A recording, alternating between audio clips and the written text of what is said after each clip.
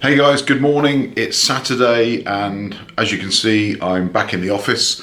The reason I'm in the office on a Saturday morning is it's perfectly quiet. Be very, very quiet. I'm hunting rabbits. There's nobody here except me. I can do all the setup for a live webinar that we're going to be doing next week. We do our webinars a little differently from some other companies. Other companies might do something like this. They might just stick a camera on a tripod, sit two people down and talk. Well, with everything I do, I like to try and make the next one better than the last one. So this time we're actually going to do some live green screening. So I'm going to be in front of the green screen presenting.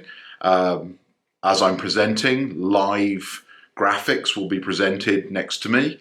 And fingers crossed, everything goes to plan, and it will look like a very professionally presented webinar, and the people who are attending the webinar will find it useful.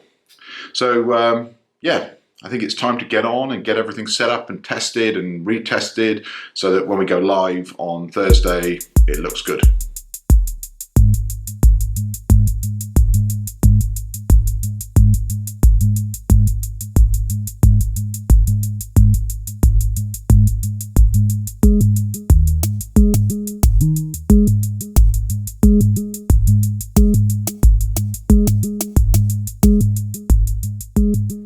So that's everything set up for next week.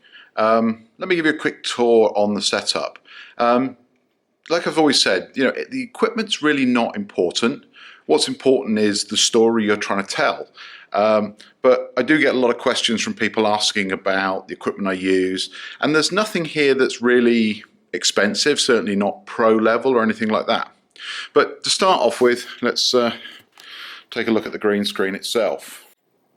So as you can see, it's a simple frame with a piece of green cloth hanging on it, and then we have a couple of lights to evenly light the green screen. And this is really the trick to getting a good quality green screening, is to have the screen evenly lit. So we've got two lights shooting from either side, making sure the screen is evenly lit. And those slight little imperfections, I can easily resolve that in software later on. Then in front of the screen, we have a monitor with all of the cues. So you can see the person that's presenting, in this case me, gives you some sort of idea as to what to talk about. And then above that, you'll see here's the camera. Now the camera is mounted in a ring light. The ring light gives nice, even lighting of the face. It's hard to actually see. There you go, you can see the LEDs now. The camera is in the middle there. And you'll see I wrote on the front a little thing that says tilt glasses. And that's important because with the ring light obviously shining directly in your face, you will see the reflection. You will see the reflection of the light. So you can see there, you can see the ring light in it.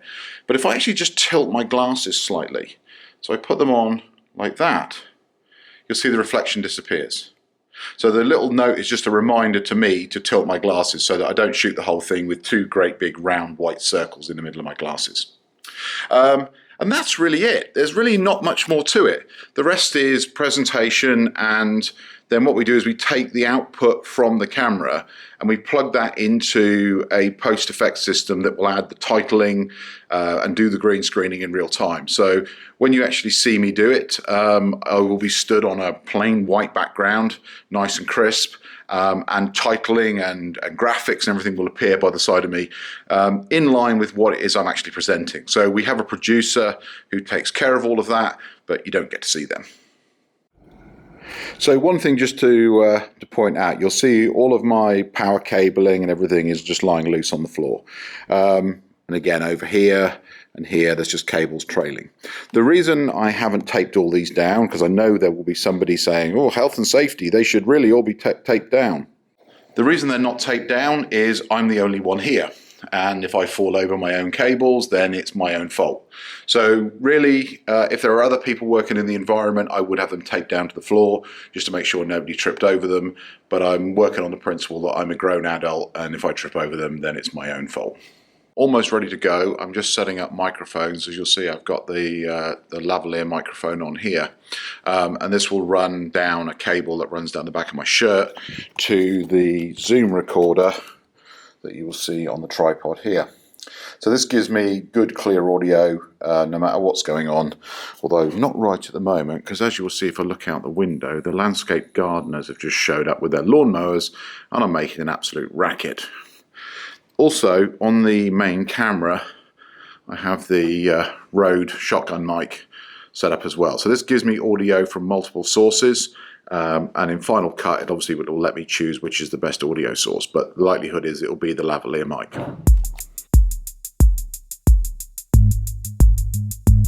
So today the webinar went live. In fact, we did 2 live recordings. One went out in the morning to people in Europe and one went out in the afternoon to people in the United States.